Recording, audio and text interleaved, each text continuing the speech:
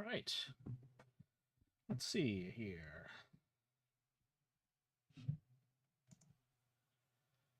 Welcome back. Today is September 28th of 2025. I'm Jay Essen, and since we're about to start October, it is finally time to start the Tales from Castle Balderstone series because it's the spooky season. This first game is part of a series of 4 that Ryan has made so far of, well, let's just see what he has to say. My friend, can your heart stand the shocking facts about Tales from Castle Balderstone?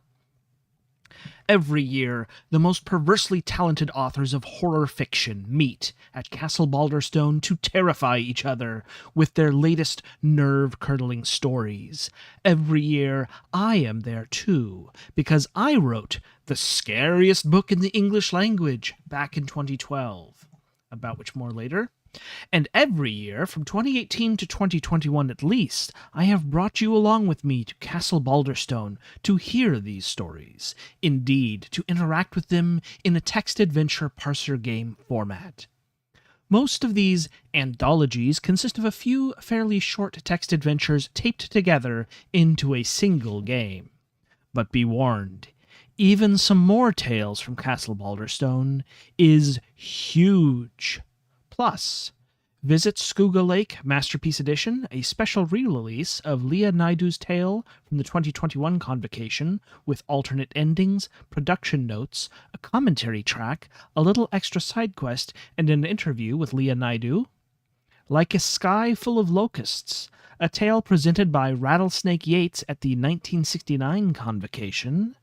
And finally, Last Minute Magic, a Redater-like optimization game set in the world of Visit Skooga Lake.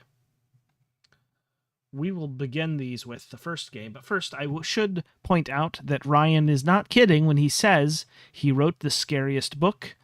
This is Motorcyclists and Other Extremely Scary Stories by Ryan Veeder. It is a book available on Gumroad, it appears. So, if you would like to check that out, I would encourage you to do so. But for now, we should begin with the beginning. Tales from Castle Balderstone. We are in darkness. Good evening. My name is Ryan Veeder, but we've met before, haven't we? Oh, you poor soul, you managed to escape. You could have put it all behind you. You could have stayed away, but you came back.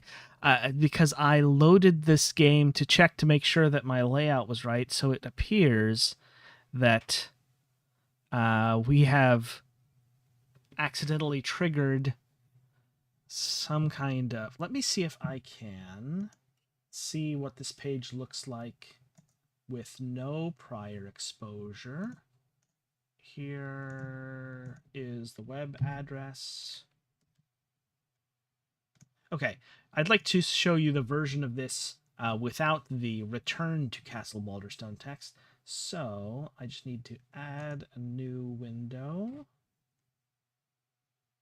Let's do window capture. Okay, and we are going to capture Firefox. Okay. I would like to change the layout, please. Can we do that? Oh, here we go. Yeah, like so. Okay. I think that's good. Okay. So, now you should be able to see this is what the actual opening should look like on the lake. Good evening. My name is Ryan Veeder. It is my great pleasure in this festive and frightening season to welcome you to Castle Balderstone, America's legendary hotbed of horror, a treasure trove of the morose, macabre, and monstrous. Its crooked pinnacles slash blasphemously against ever-present clouds, its grim silhouette is a stain of absolute blackness in the midst of a black sky. Each year, the greatest spook crafters working in the English language assemble in Castle Balderstone's drafty halls to test their latest material on the only audience possessed of hearts so inured to terror as to withstand the absolute scariest stories, each other. Tonight, you are my +1 to this wedding of the weird and the wicked. As we ascend the winding stairs of Castle Balderstone, the wind outside howls in warning, and the temperature drops until your teeth chatter in the cold. Or is it in anticipation of the horrors you are about to witness? We trudge through antique galleries, across musty hallways, and down forgotten corridors. The occasional window offers no view of a friendly outside world, but only confirms what your aching legs and ragged breath have already predicted, that the labyrinthine architecture of Castle Balderstone is one you can never hope to escape. Nevertheless, we step on, through another creaking door, and into a warm sitting room, where velvet couches sit in a circle near a roaring fire. The walls are lined with bookshelves, stacked with titles you recognize as those you have never been brave enough to read. You recognize the occupants of the couches as well. Murder mongers, evil experts, ghost gurus, monster maestros, vampire virtuosos, and dread distributors. These are the infamous authors of Castle Balderstone, and you are their latest victim. It appears that you and I are the last to arrive, and we take our seats in a conspicuous display of embarrassed hurriedness and loudly whispered apologies. When the chamber is at last quiet, the first author rises to share with us the first tale of the evening. It is Antonio F. Karnak, that infamous purveyor of horrors too fantastic and strange to spring from any normal human's imagination. "Tonight is a special night, and I've prepared something special for the occasion," Karnak begins, a cruel smile playing on his lips. The story is called Fieldglass. Pronounced like Failglass, not Fieldglass, he adds, unnecessarily, since we just heard him pronounce it wrong. "Is that a word we should know?" a fellow author asks. "It is a word of my own invention," Antonio answers proudly. "A word to describe a weird, mystical object of my own imagining." I lean over to whisper in your ear, "I wonder what could a failglass possibly be?" I pronounce the word correctly on purpose, to inadvertently subvert the amusement I intended. Antonio clears his throat loudly, and I sit up straight again. "Enough preamble," he says, opening his notebook, and he begins to read. Ryan Vita presents Failglass, a Phantasmagoria by Antonio F. Karnak. Release 1, serial number 181031, Inform 7 build 6M62, I6, version 6.33, library 6/12N, SD. On the lake. She pulls the oars impatiently. Let's type about. The hourglass on the Ectocomp 2018 submission period is emptying rapidly, so we gotta make this quick. Hi, I'm Ryan Veeder. I edited this anthology, and also I secretly wrote all of the stories, but don't tell anybody. My beta testers were Emily Bogheim, Jenny Polodna, Molly H., and Kimball. If I have time later, I'll go into more detail and maybe add some more stories. Wouldn't that be fun? He does not do that. I should point out, we could open Rainy Mood in another tab. I don't know if this will be a problem, but I'm willing to give it a try. Let's do that.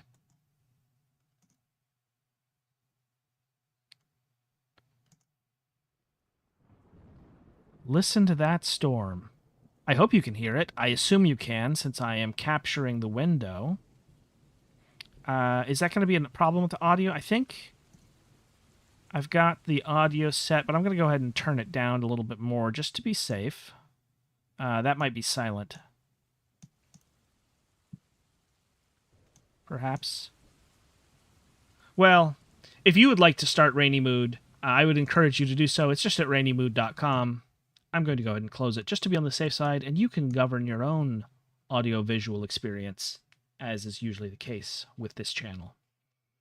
There is also a warning that some tales are spookier than others. If you feel uncomfortable or bored, type in the safe word to skip to the next story. You can reveal the safe word by clicking here, but I'm not going to do that. Let's examine ourselves. You are bound and gagged. She smiles at you. Are you thinking about your past? Let's do that. Think about past. I only understood you as far as wanting to think. Well, let's think then. Your thoughts turn to your brother. Why was he so eager to introduce the two of you? I've learned how to forget things, she explains. I won't remember all the details. Let's examine her. Her skin is smooth and white. Her arms are long and lithe. Her dark eyes still glitter welcomingly, but it is too late to succumb or to resist. I won't remember you, she says. For a moment you think you hear music. We check to see if we're carrying anything. You are carrying nothing. She looks up into the mist and lets go of the oars. This is the place. No. You manage an unintelligible bark through your gag. She raises her hands and calls out to the fog. O great Nesfilet, I am Mergis, your servant, your slave. In accordance with our contract, I offer this sacrifice. Tendrils of mist swirl around the boat. The waters shake, and a voice rises from the bottom of the lake. The sacrifice is inadequate. Mergis stares blankly into the fog. We wait. Time passes. Then she finds her voice. No, she cries. This is what you asked for. You can't change the terms now. My terms require the sacrifice of a virgin, the voice responds. Mergis is baffled for an instant. Then she glares at you with insane fury. Oops. Sorry, that can't be corrected. I can't smile. We're gagged anyway. Let's exit. But you aren't in anything at the moment. I was lied to, Mergis shrieks. You must accept this one. You must honor our bargain. There can be no negotiation. No! She reaches for you, clutches you with cold hands. She shoves you out of the boat into the lake. You must... She shouts into the mist as you sink below the surface. Sinking. You are falling through the icy waters of the gray lake. Swim? You struggle uselessly. You can't hold your breath much longer. Down. Your binds are too tight. Your body overcomes your will. You try to inhale, and freezing water fills your nose and throat. Look. Sinking. You're falling through the icy waters of the Great Lake. Your lungs are burning. Drown. Yeah, no, that's happening automatically. Wait. You let yourself go limp. Finally, you die. Your lifeless body continues sinking to the bottom of the gray lake. But something else floats in its place, going neither up nor down. Floating. You are in the middle of gray, featureless water, without even a body. Examine me. You can't see any such thing. Let's see if we can find our body. My cat is here, and he wants attention for some reason. What's up, buddy? Let me see if this will satisfy your cravings.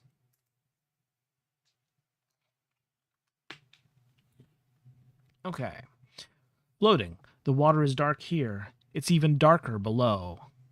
A slow, somber tune floats past you. Listen. It's gone. We go down. Lake bed. A corpse has landed here among the dirt and lakeweed, but the slope of the lake bed leads even further down.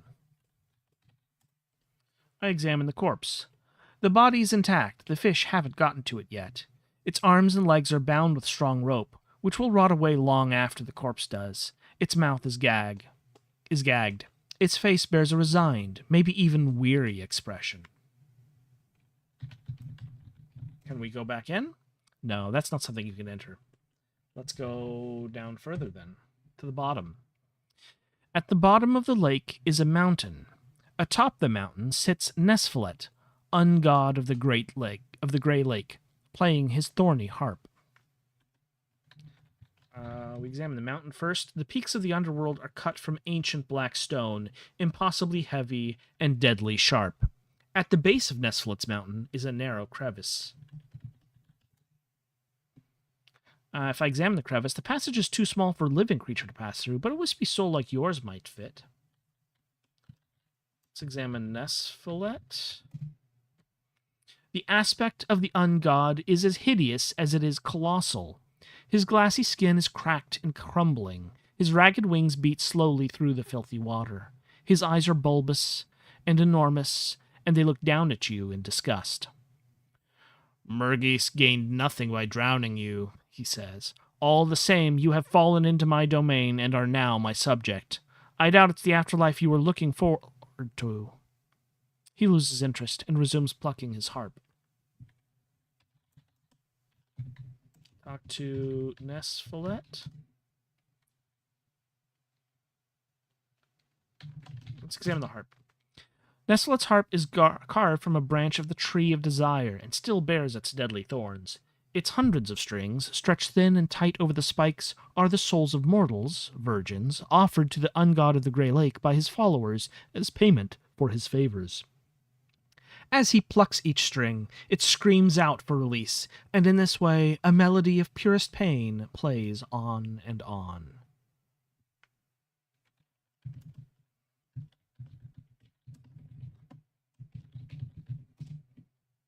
I tried to ask Nesfilet about Murghis. He bats the question away. Enter the crevice. Cave. No light reaches into this cavern at the bottom of the lake. A woman is here, waiting for you. Examine the woman. She has the flowing hair and hungry eyes of a river sprite, but none of a river sprite's youth or beauty. You've been very unlucky, she says, and not a little foolish, but that can't be helped. It's not too late, though. She opens her hand.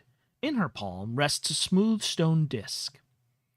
With the fail glass, you can ascend into the mortal world. Whoever gazes into it will take your place among the damned.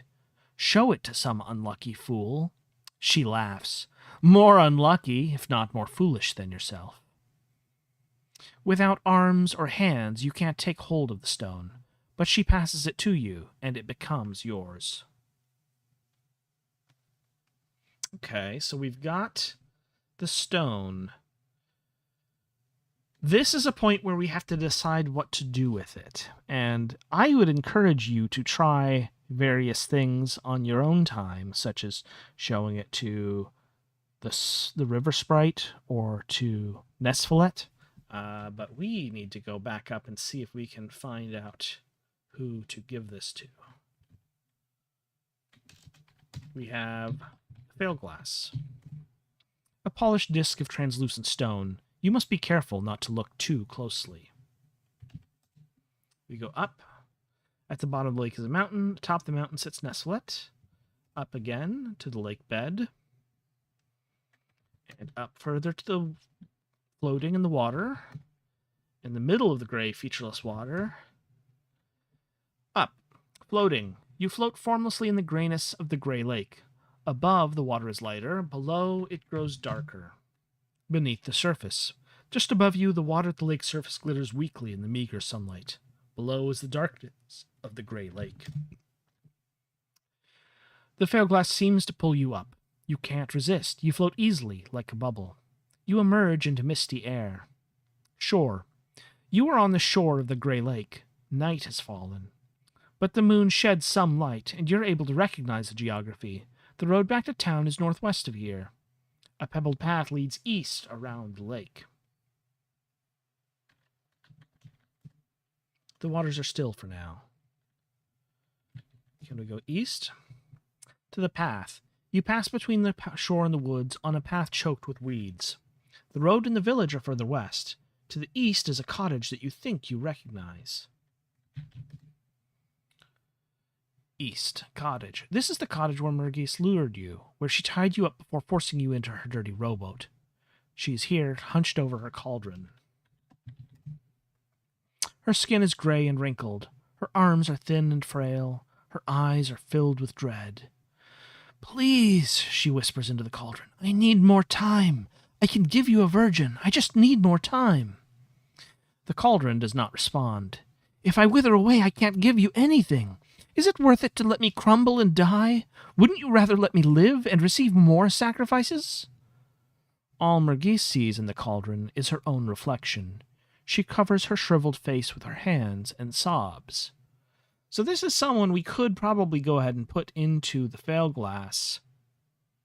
But it kind of seems like she's getting her own comeuppance already.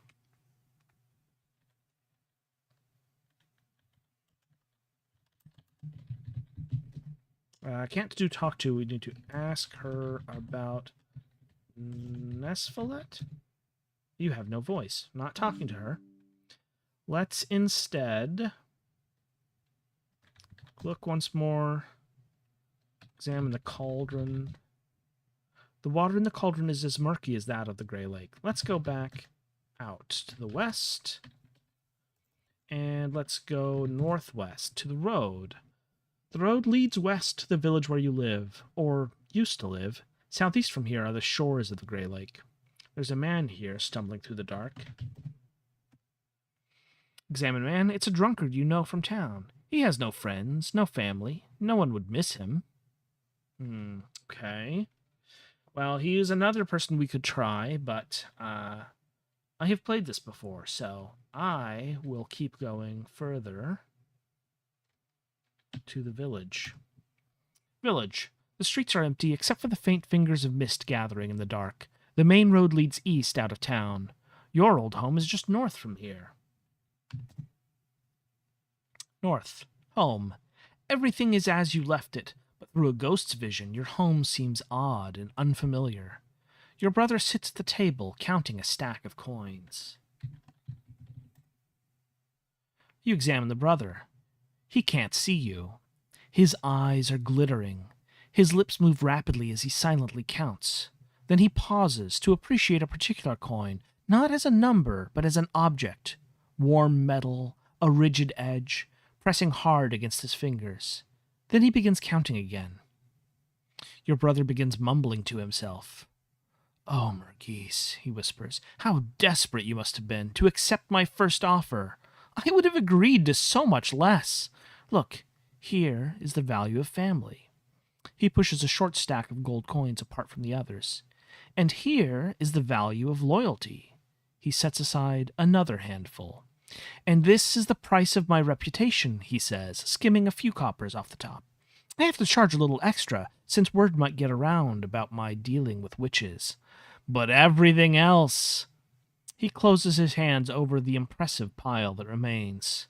"Pure profit, or pure stupidity on your part, Mergis." He laughs. Then he glances around, embarrassed, hoping nobody heard him. But he doesn't see anybody. Let's show field glass to brother. You can almost feel your grip around the field glass. With a thought, you could pull it out into the air and make it visible. But is this the right place? The right person? Yes. Then it's time to take the old water sprite's advice. Show fail glass to brother. A cloud of mist forms around your brother, and the fail glass appears on the table. He leans over it with interest. Maybe it's something he missed, a piece of exotic currency. But as he looks into the swirling pattern in the center of the disc, the avarice disappears from his eyes, leaving nothing behind. His body slumps forward, knocking piles of coins off the table and onto the floor. Your brother's soul emits a quiet yelp of protest as it is pulled away to Nesfilet's domain beneath the Grey Lake. Meanwhile, you crawl into his body and begin tidying the stacks of coins that now belong to you. The end. We all gape in silent horror as Antonio closes his notebook. Then, with a sort of twinge, we return to reality. General applause. Then, time for questions. An author in the front row asks, "Why did you include the character of the brother? Why place all the blame on him in the end?" Antonio nods. "I wanted to expand on the archetype of the predatory female witch. The brother character represents another kind of evil, a masculine evil, to complement the feminine version of classic fairy stories. I wanted to show both halves of the evil equation, reflecting and magnifying each other. I rub my forehead wearily. The moderator glances around the room. Are there any more questions? There are not. So this is something that, obviously changes based on who you show the fail glass to. So that's one of the reasons why it's cool to play this game multiple times. But let's keep going. Now it is time for the next author to step forward and share the next of the evening's awful entertainments. It is Colin Michael Gustafson, well known for his surreal, nightmarish visions conjured from deep beneath the daylight realm of polite society, always presented with impish indelicacy. Colin nods meekly and bows, and then sheds the veneer of modesty and reveals a brilliant grin. I'm very proud of this one, he admits. I believe it touches on the most basic anxieties and the deepest, most universal, and most uncomfortable fundaments of our psychology. How very Jungian, another author interjects. The collective unconscious, the spectre of the shadow. Precisely, Colin hisses, but we're getting ahead of ourselves. He produces a sheaf of papers. Allow me to begin. Ryan Veeder presents Don't Dive into Blood, Kids, an experiment in psychological terror by Colin Michael Gustafson. Release, etc., serial numbers, and so on, Inform 7 build, etc. Before we begin, are you prepared to dive into blood? I don't know, that sounds pretty horrifying. I'm going to say no. Excellent. Let's begin. Pool of blood. You're standing at the side of a pool. The vein sits on a tall chair, making sure all the swimmers are safe. Examine the vein. Clad in a Speedo and sunglasses, the vein is the archetype of coolness. His muscular skin glistens like a coiled anaconda. That's odd. What am I in this scenario? Examine me. You are a kid in basic swimming attire. Oh, so I'm the kid that shouldn't dive into blood. Here is a pool of blood. Let's examine the pool. The pool is full of red blood. At the far end, a ladder leads up to a diving board. Well, shoot. I think I know where this is going. Let's examine the swimmers first, though. There's no one else here. Oh, it's just me and the vein, I guess. Okay, well, let's climb ladder. There is no running allowed at the pool of blood, so you walk slowly around its perimeter to the diving board. Your arms are easily strong enough to bear you to the top of the ladder. What slows your progress is the knowledge that there is no turning back. When you get to the top of the ladder, the only way to get back down will be to dive into blood. Diving board. You are very high up. The board wobbles beneath your feet. Below you, far below, is the pool of blood. Examine the board. The diving board is long and rough, like a cat's well-intentioned tongue. Examine the ladder. I can't see anything such thing from up here. Examine the pool. The pool is full of red blood. You have no idea how deep it is, but how deep can blood really be? Think. What a good idea. Let's do a somersault? No. Okay. What do they call it? It's do a cannonball? Cannonball? No. Not getting fancy with this. We're just going to go ahead and dive into blood. You approach the edge of the board. The wind is cold on your skin. From his chair at the far side of the pool, the vein watches you dispassionately. There's nothing else to watch. You are afraid, and you should be afraid, because this is a bad idea. Don't dive into blood, kids. You leap forward and dive into the pool of blood. Your tiny body takes forever to reach the surface. The hot blood hits your skin all at once. You sink into the deep end of the pool. You flail helplessly into the blood. You float back up to the surface, floating. In the pool, the vein is screaming. There is a wolf in the pool. Everybody out of the pool. Everybody out of the pool of blood. The vein scrabbles down the side of his tall chair and runs away. You turn your head back and forth. You can't see the wolf. Where could he be? Where can you hide? Out? If there really is a wolf in the pool, he'll gobble you up before you get very far. Swim? I didn't understand that sentence. Dive? What do you want to dive into? Blood? You take a few deep breaths, inhale one last big gulp of air, screw your eyes shut, and dive into the blood. In the pool of blood, you force yourself to open your eyes. The wolf is at the bottom of the pool. Let's examine the wolf. It turns out that the wolf, the great devourer, the archetype of inevitable destruction and lurking evil, was lurking at the bottom of the pool of blood all along. His mouth is wide open, a gaping, toothy entrance into pure blackness.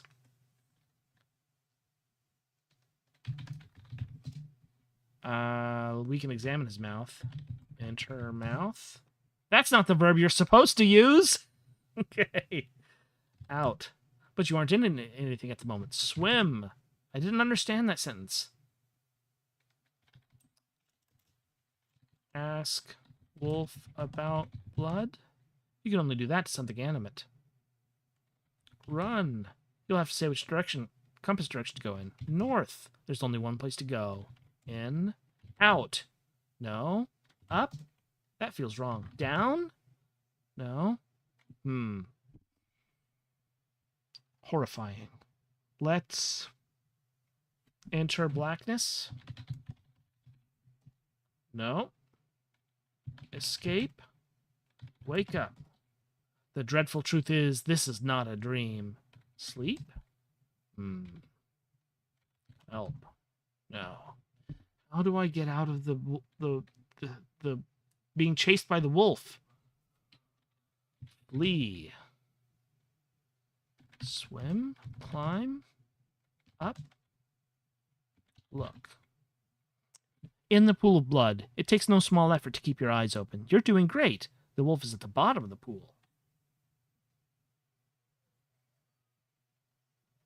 Let's go exit pool. Enter pool. You're already in the blood. Leave blood. Take blood. I'm not carrying anything. Greet wolf. I have done this before. It's been a long time, but I definitely remember there being a way about this. Let's see what I'm overlooking. I was just reviewing my memories of this game to see what I'm forgetting. Let's think. We entered the pool of blood. We met the wolf. The wolf has his mouth open. There is darkness there. How do we escape? Okay. Okay. We need to...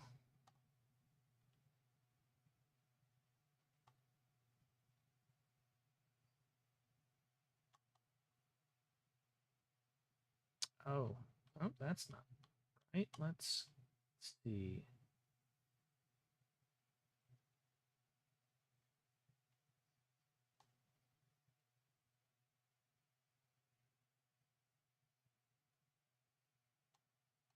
Okay, here we go. We have...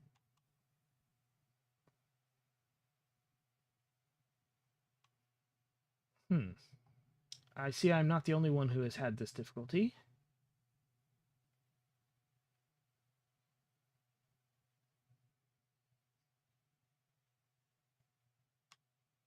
Oh, I see. Okay. So, there is a primary verb we have been using for this particular adventure. It's dive. Dive into blackness.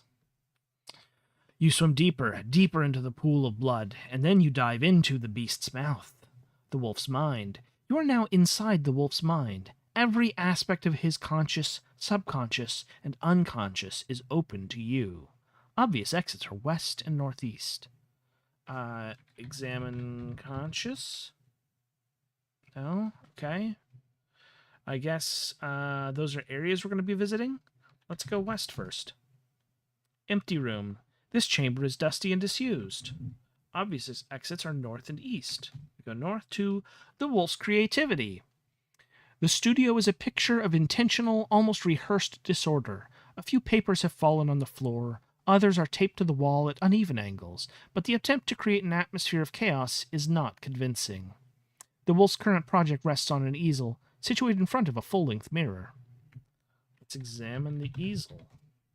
On the easel rests a large canvas, the wolf's latest artistic endeavor. Examine the canvas, then. The canvas has been painted completely black, almost as if the wolf simply poured a can of black paint over it, but you can see every brushstroke. Examine the mirror. The mirror is about twice your height. I'll examine the papers. You peek at a random paper. On it is scribbled a few dozen squares, their uniformity decreasing as the wolf got more and more bored of drawing squares. Again. On it is scrawled various rough drafts of a logo for Wolf Cola, all of which insist on the two words sharing the same O and L. On it is scribbled a reproduction of that optical illusion where it's a duck one way and a rabbit the other way. Okay. On it is scribbled a rough design for a polka-dotted dress with pockets. I think that's all of them. That's all of them, I think. Okay. Let's see if there's anything else in here.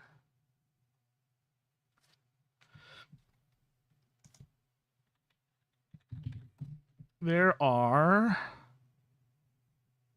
no other objects that I can see. Let's go northeast. The wolf's anxiety. In the darkened chambers at the back of the wolf's mind are his fears and insecurities, his vulnerabilities, his self-loathing, and his doubts. Obvious exits are east and southwest. You can see an unresolved trauma here. There's more here than we can deal with at the present time. Let's focus on the matter at hand. That was in response to examine fears. The trauma? The content of the trauma isn't something we have time to investigate. Just remove it so you can get out of here. Take trauma. You pull on the unresolved trauma, but it won't budge. When you look a little closer, you see it's connected to the wolf's mind by some sort of psychic tendon.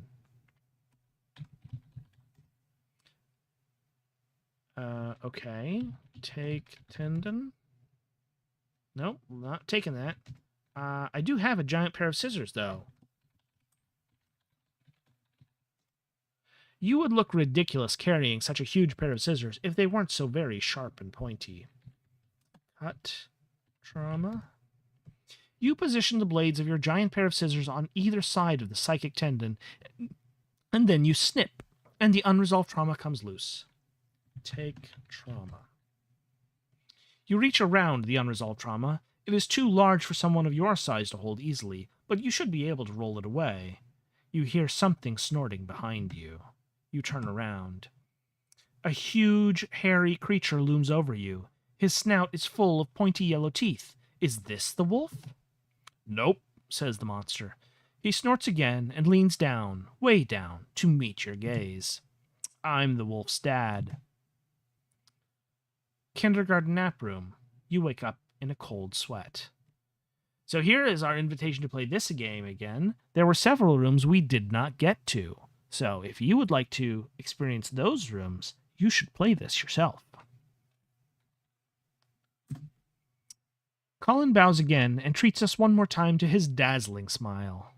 How utterly upsetting, a fellow author stutters gleefully.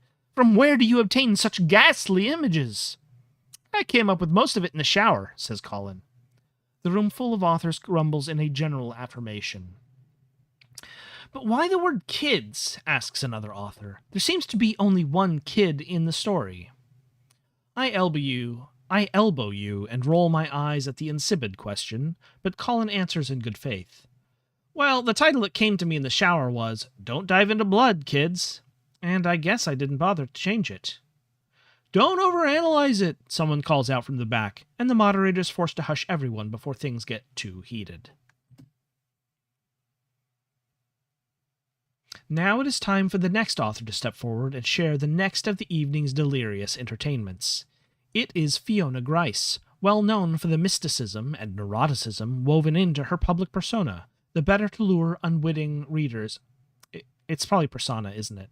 I've been mispronouncing that word a long time. The better to lure unwitting readers into the worlds of darkness she so expertly crafts. Among friends, she is casual, irreverent, often self-deprecating. But on talk shows and social media, she shrouds herself in mystery, casting herself as a macabre New Age seer, a shaman of dread. As she arranges her notes on the lectern, we all wait eagerly to see which Fiona has joined us this evening. "Hello," she intones. "This story came to me in a dream, or, I should say, a nightmare." I guess it's the talk show version. Why is she acting this way, in a place of safety among like-minded fellow authors? Maybe it's because you're here. Fiona goes on. "When I awoke from my nightmare, I wrote it down, and I present it now exactly as I remember it. I don't know what, if anything, it means. Dreams are mysterious in this way." Okay, Fiona, let's get on with it. "But dreams do not come to us with titles," she continues, "so I had to invent my own. The title that I gave to this dream is..." Ryan Vita presents In Search of Carolyn, A Nightmare in 3 Parts by Fiona Gryce. Corrigan Road. Clouds were racing across the sky. She had never ventured out this far, where the road had started to fall apart and disappear into dirt and new grass. But she had nothing better to do, and this, at least, was something new. She thought she heard an ambulance's siren. Listen. She strained her ears. The sound was getting louder.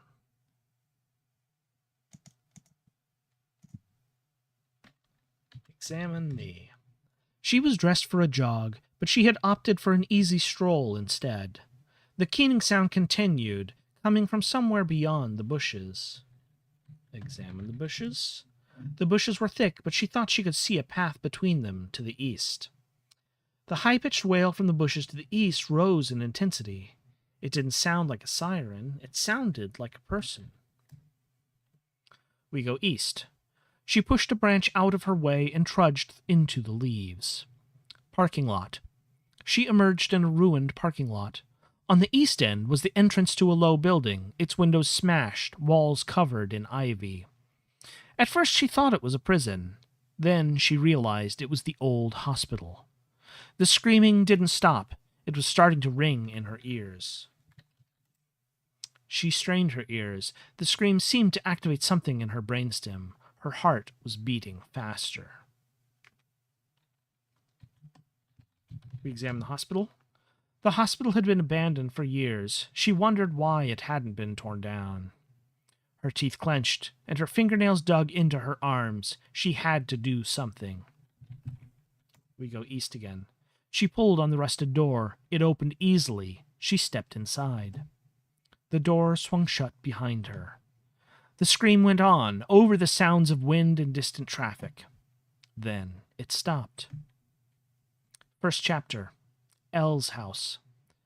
Carolyn is kind of flaky sometimes, but she always calls the next day to make an excuse for not showing up. This time she didn't call the next day, or the day after that. She's not at her house. She's not answering her phone. Amy can't believe how clean Elle's place is, especially considering she wasn't expecting any visitors. Amy hasn't really talked to Elle since high school, but she's the one person Amy can think of who might know where Carolyn ran off to. The one messy area is around the crib, where any piece of baby equipment must be ready at a moment's notice. Elle smiles at Amy politely. "So, what brings you here?" she asks, signaling that the pleasantries have concluded. Ask Amy. No, we're Amy. Examine me. Amy is a little unkempt. Her jacket is crumpled. Her hair is a mess. She might be more distressed than she wants to admit. Examine Elle. In high school, Elle's hair was long enough to cause inconveniences and occasional accidents, and she was proud of it. Now it's cropped above her shoulders, and she looks like someone else. Ask Elle about Carolyn. Well, Amy says, I've been trying to get a hold of Carolyn for a couple. Something stirs, and a low moan rises from the crib. Elle rises at once. Oh, Oliver, she coos. What is it, darling? The baby has no response, and Elle shrugs and lets the matter lie. I examine Oliver. Without getting too close, Amy can see most of baby Oliver through the ribs of the crib. A standard, big-headed baby like all other big-headed babies, notably only for an oddly pointed nose. That's weird. Ask Elle about Carolyn again. Amy coughs. So, I was about to ask if you knew what Carolyn... Baby Oliver makes a little yelping sound like an animal caught in a trap. Elle rushes to the crib. Ollie, oh, Ollie, Ollie, Ollie, Ollie, Ollie, Ollie, Ollie, she sings. I did not sing that. Lifting the baby onto her shoulder and walking him around the room.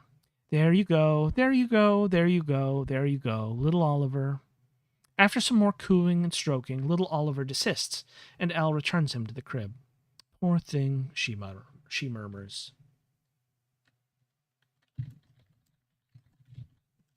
Let's ask Elle about Elle. I've been so happy, she says serenely, like a medium speaking in the voice of a long-dead relative. Happier than I've ever been. Oliver has really changed my life.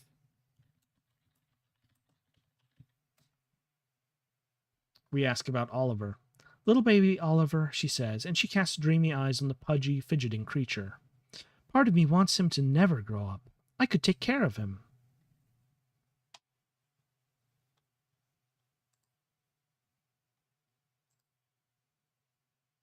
Let's try this one more time. Let's try this. Oop.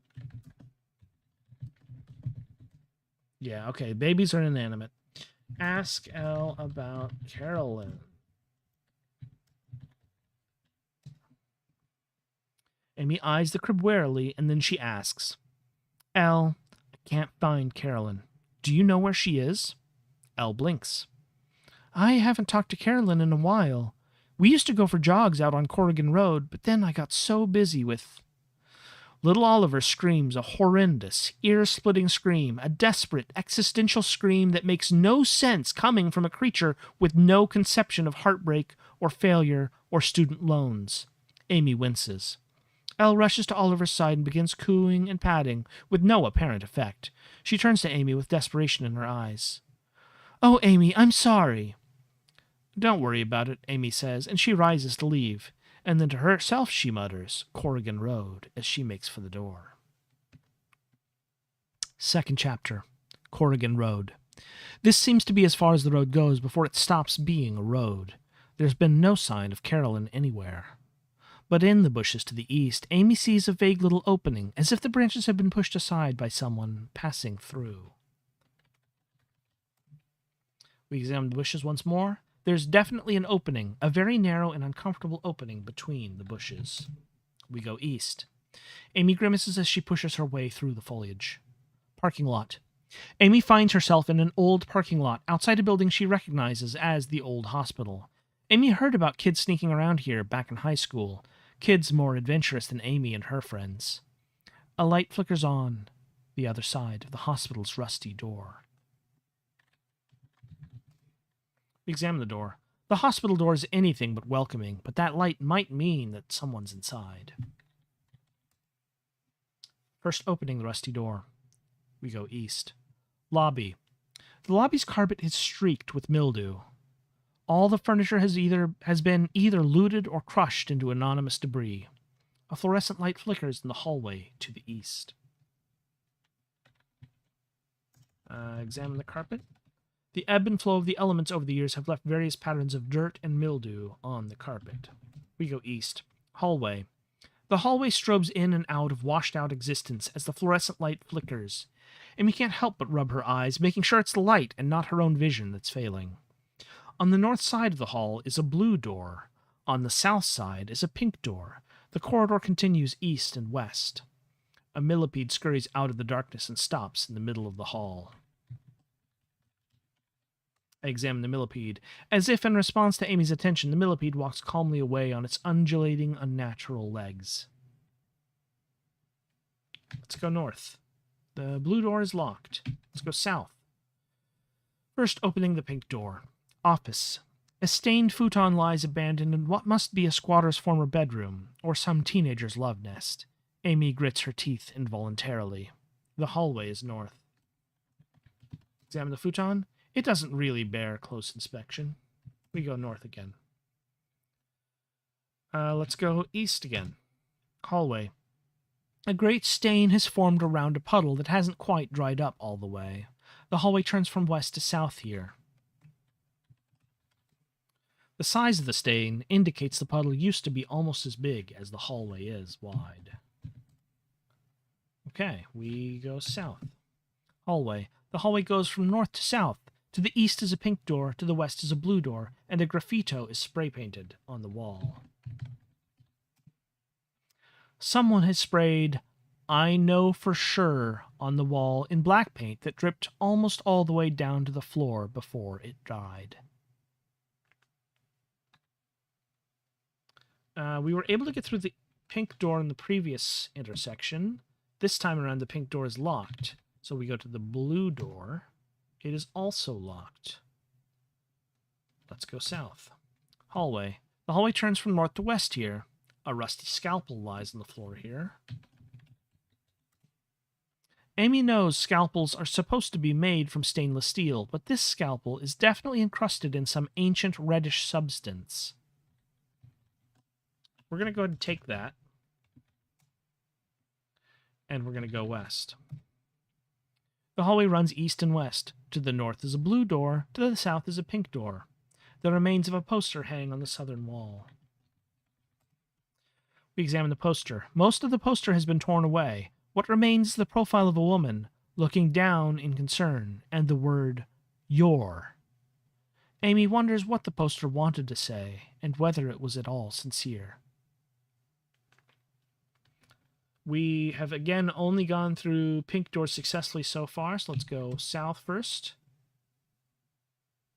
Amy holds her breath and wonders whether she could hear if someone were in the room ahead of her. First opening the pink door. Laboratory. The shards of a broken jar lie scattered across the floor. The hallway is north. We examine the jar. Amy leans down to look closely at the shards. There's a faint residue of the fluid that splashed across the floor where the jar broke. She can see it happen. It lands here, it shatters, and then something slippery, skids across the floor, and it stops right there. But whatever was in the jar isn't here. We go back north, and the blue door is again locked. We go west. Hallway. The hallway turns from east to north here. Amy hears something. A low wail coming from... But it stops before she can determine the source of the sound. Listen. Amy holds still and listens. We go north. End of the hallway. The hallway from the south stops here. To the west is a pink door. To the east is a blue door. We're going to go through pink again. West is locked. East, maternity ward. It's dark in here. As Amy's eyes adjust, she can make out rows of cribs for newborn babies. Empty cribs. Then she hears the low wail again. It's coming from a crib at the other end of the room, in the darkest corner. In the crib is a crying baby. I examine the baby. It seems perfectly healthy, but it's crying softly all the same. Maybe it knows somehow that it's been abandoned. Amy frowns. Who would do such a thing? She looks around the room, but there's no one else there. What happens if we take the baby. Amy reaches down into the crib. She tries to remember the correct way to hold a baby. It's lighter than she expected. The baby quiets down in her arms, and as she raises its head to rest on her shoulder, it seems utterly content with its new situation. She pats it gently. She bobs it up and down. Then it makes a noise. "Oh yeah," the baby grunts. "You sure know how to treat a baby." Amy pulls the thing off her shoulder, holds it at arm's length. It looks back at her with an unbaby-like intelligence in its sleepy eyes. "What's the matter, lady? I didn't say it was time to stop cuddling." Amy throws the baby across the room. Then she realizes what she's done, and she screams, but it's too late. The baby collides with the wall. It pops like a balloon and disappears. The lights come on in the maternity ward. Maternity ward. Amy's surrounded by rows of empty cribs. The hallway's west. A steel key is lying on the floor. I take the key and examine it. The key bears no identifying marks. We go west. I tried to unlock the pink door with the key. Doesn't seem to fit the lock. Okay. South to the hallway. East to the hallway. Unlock blue with key. That doesn't seem to fit the lock. We go east. Wait, let's go west. Examine poster. Okay, it's the same. We go east. We go north. Neither of these doors open. Unlock blue with key. Oh, that worked. Unlock pink with key. Let's go west. Amy opens the door. On the other side is a stairway leading down into the hospital's basement. "Carolyn?" Amy calls down the stairs, but of course there's no answer. She crosses the threshold and begins making her way downstairs. Third chapter. Basement. Amy descends from the last stair and steps in something wet. She winces. She moves forward slowly, peering into the fog for any sign of another human being. Then she thinks she sees a shape up ahead. The fog parts. The shape is only a pattern on peeling wallpaper. Wallpaper. The pattern on the wallpaper is an endless series of cute little bunnies, hopping and cavorting. But the wallpaper is peeling away everywhere, revealing mildew-encrusted plaster beneath. Pardon me. Let's go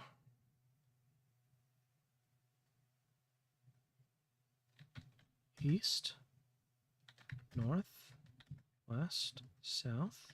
Okay, we're surrounded by walls.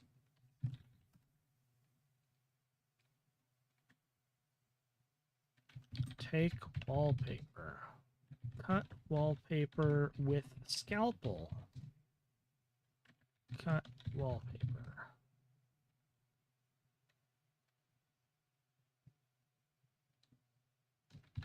Look.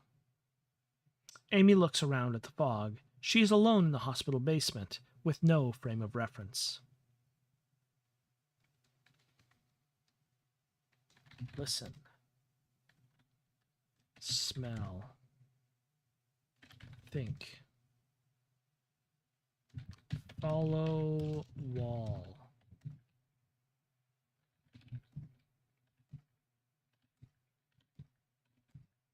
Aha! There is an exit to the southeast. Amy follows the trail of liquid out of the room and out of the fog. There was a trail of liquid? I did not notice that. Nursery. The ceiling seems very low in here. A splintery playpen is set against the wall. Next to the playpen, Carolyn is sitting in a rocking chair, cradling something in her arms. We check the ceiling. The ceiling is painted black. Or maybe there is no ceiling. We examine the playpen. Amy looks at the playpen barely still standing and imagines a tiny monster shaking its bars and shrieking to be released. Examine Carolyn. Carolyn's eyes are half closed and her mouth is half open in a dreamy smile. She has something cradled in her arms. Amy tries not to look too hard at the bundle in Carolyn's arms.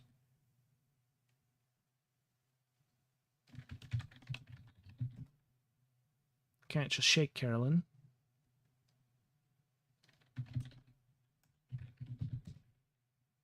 Can't take the bundle.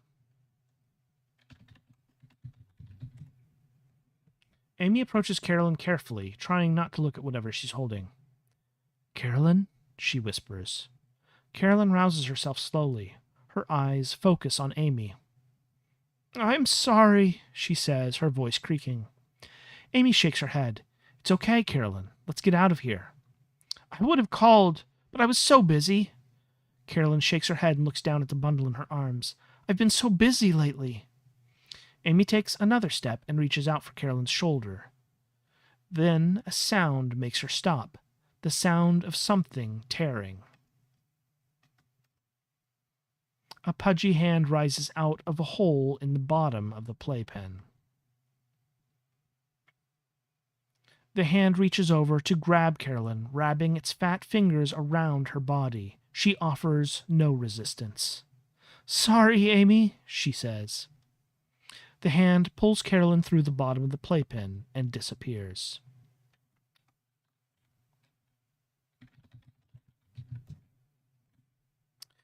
Amy hoists herself over the side of the playpen and climbs into the hole. Tunnel. Amy's in a narrow vertical tunnel, pressing her arms and legs against the walls to keep from falling down. We go down. Amy carefully lowers her arm, and then her leg, and then her other arm, inching her way down the tube. But the tunnel widens unexpectedly. She falls. Pit. Amy lands with a squelch. She groans as she picks herself up. The hospital's cavernous sub-basement glows red and orange over hundreds of flickering candles. The walls and floor are coated with slime. To the west is a door labeled Employees Only. In the center of the chamber is a gigantic baby. It holds Carolyn against its fat chest and eyes Amy lazily.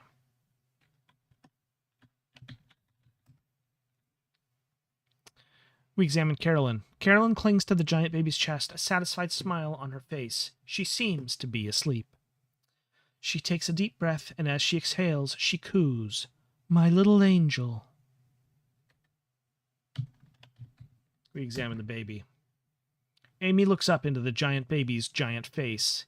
Its cheeks are perfect globes. Its eyes are huge and wet and inquisitive. Its nose is the slightest bit pointed. See anything you like? Asks the baby. It runs a pudgy hand over its smooth skin. Amy averts her eyes. The floor near the baby is littered with bones.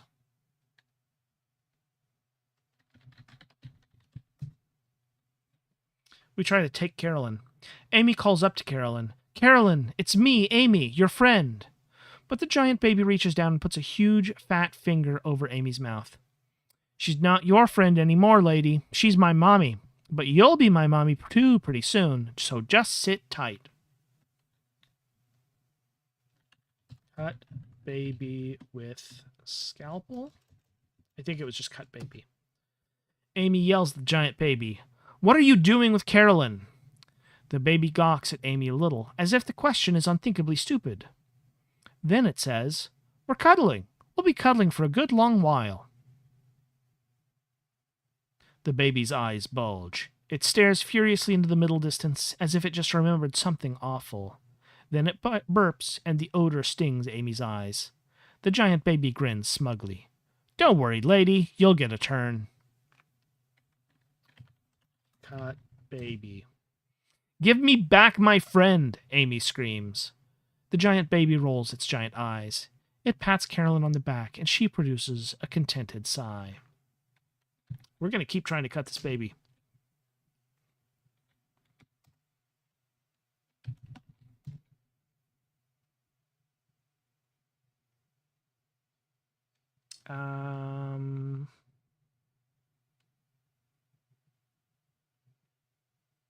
Stab baby. Show scalpel to baby.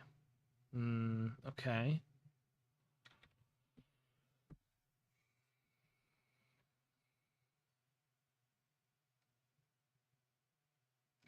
Ask Carolyn about baby.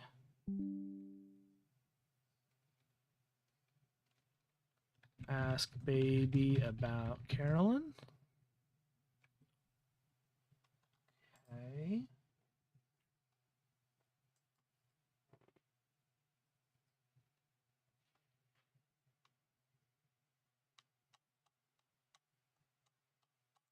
Need to try.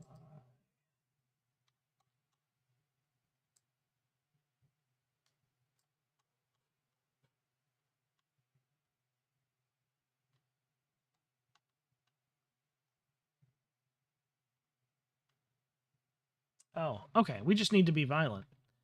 Hit baby. Amy hides the rusty scalpel behind her back and moves toward the giant baby. It looks down at her and smiles. She raises the scalpel over her head, and before the hulking creature can react, she jabs the blade into its stomach. The scalpel doesn't make a scratch. It bounces off of the baby's springy skin, flying out of Amy's hand and careening toward some dark corner of the chamber. The giant baby blinks. Huh, it says. Nice try, I guess.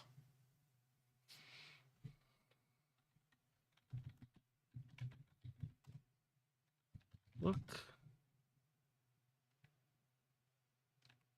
Let's see if we can go west.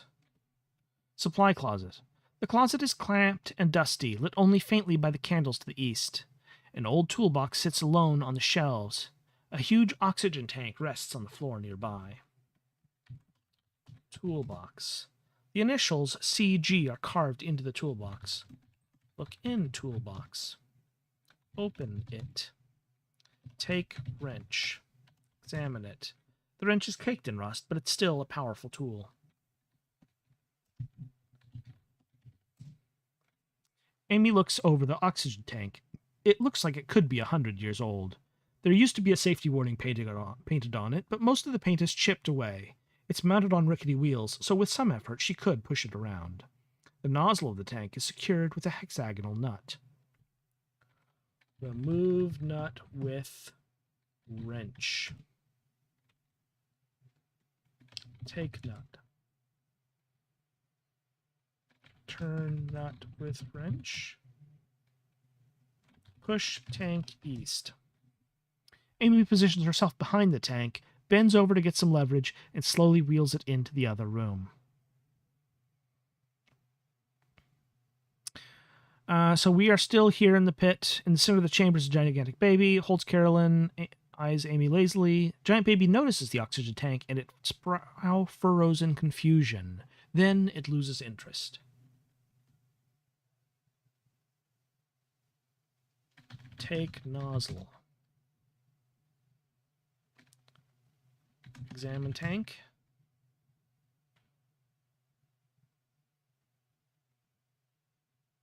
Turn tank on.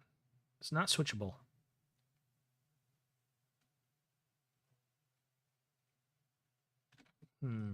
How do we...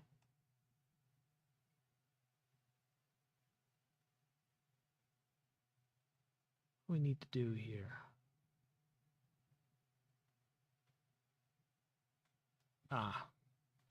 Unscrew nut. Amy grits her teeth and tries to force the wrench onto the nozzle. She grunts, she puts her weight into it, and the wrench fits into place. The giant baby looks over at her. Hey, what do you think you're doing? It whines. Amy doesn't answer. She positions herself over the wrench, and she pushes it down until the screw gives way. Gas streams out of the nozzle. Amy looks up at Carolyn. The baby is squeezing her harder now, tensing its fat fingers in frustration. But Carolyn's expression is blissful. Stop it! The big baby cries. But it doesn't realize what's happening. It doesn't even try to stop her. Amy grins up at the baby's stupid face. She pushes harder, opening the aperture wider, increasing the flow of oxygen into the room. An invisible finger of gas brushes against the flame atop one of the candles. A river of fire flows toward the oxygen tank. The baby's giant mouth opens wide in idiotic confusion. Amy closes her eyes. Parking lot. The abandoned hospital sits at the edge of town, surrounded by broken asphalt and overgrown bushes. A sound like a hideous scream rises from deep underground. The walls of the hospital shudder. Then they begin to fall toward each other. With a thunderous crash, the building crumbles into meaningless debris, a field of unidentifiable wreckage. Then everything is quiet. The end. Pardon me. We all applaud. Fiona thanks us, and then the moderator asks for our opinions. Chilling, one author offers, and we all mutter in assent. Apocalyptic, offers another. But what does it mean? Someone asks. What is the story trying to say? As I've already said, it came to me in a dream. Dreams are inscrutable, says Fiona. Someone would even say dreams are meaningless. The brain plucks images from who knows where, and stitches them together randomly, like spinning a radio dial, slowly up the electromagnetic spectrum, hearing snatches of songs and conversation. And if one is very lucky, the collage takes the form of a truly terrifying story, the moderator adds. Well, thank you, Fiona says, but to answer the question, I don't think there's any underlying significance.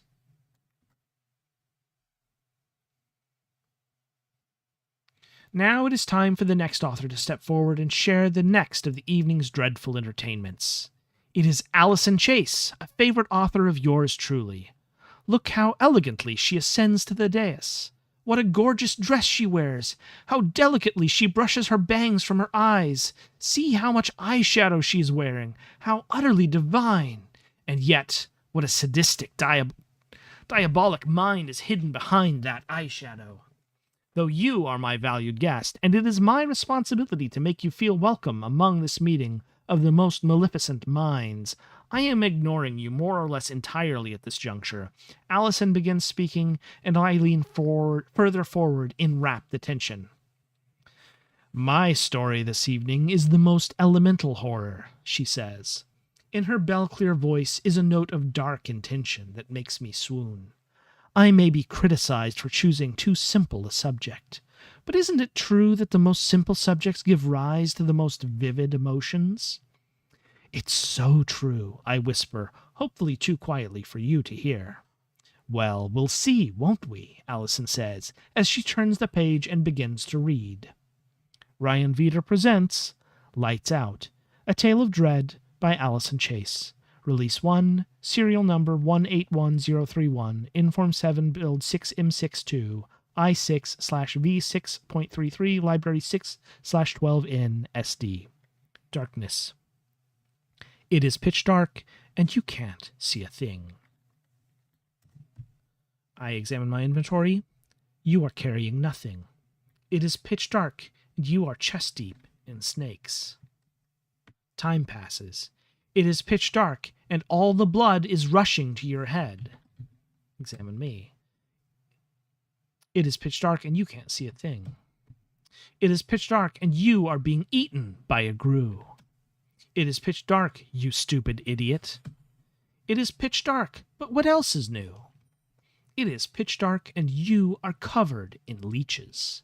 It is pitch dark, and love is just a chemical reaction. It is pitch dark, and you can't feel your arms.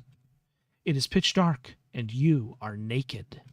It is pitch dark, and something is touching your neck. It is pitch dark, and I'm not about to help you.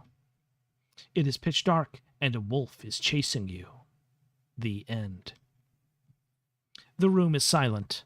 I realize I have been holding my breath. Someone turns away to blow their nose.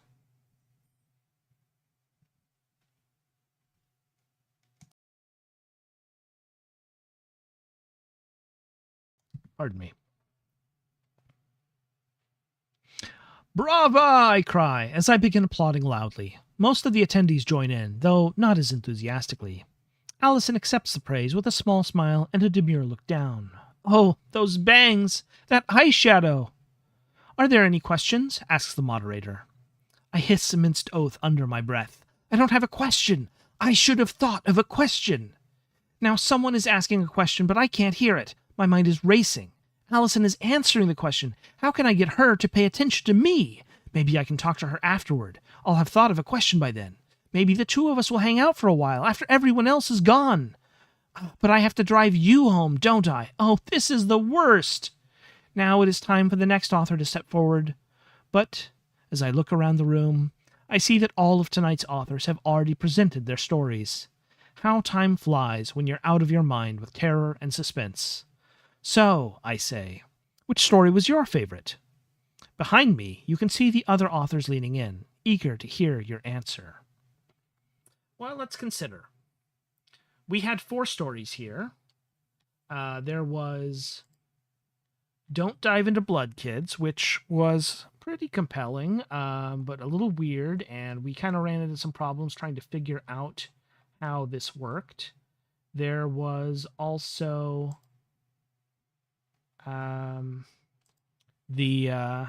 obviously the one we just read, which was the Lights Out, which was poetic, but perhaps a little bit slight. I think I would like to vote for the one that we had about... What's that one called? Is that... I should have prepared notes.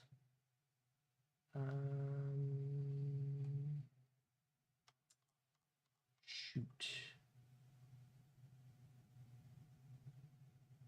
That was Fiona Grice? Yes, In Search of Carolyn. Let's say that. But just as you're about to speak, a black wind rushes through the library, the fire is extinguished, and Castle Balderstone is plunged into darkness. The end. The game session has ended. Well, that was quite the experience. Heck of a story. I am looking forward to our next chapter of the Castle Balderstone saga. We shall reconvene, perhaps in a week. Thank you so much for watching. I had a great time playing through these games again.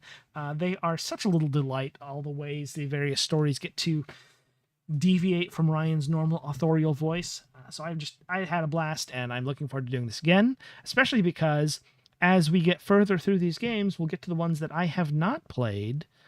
So there are several in the final Balderstone chapter that I have no experience with whatsoever. So this was actually a big part of the reason I started streaming these in the first place. So thanks for joining me, and have a lovely evening.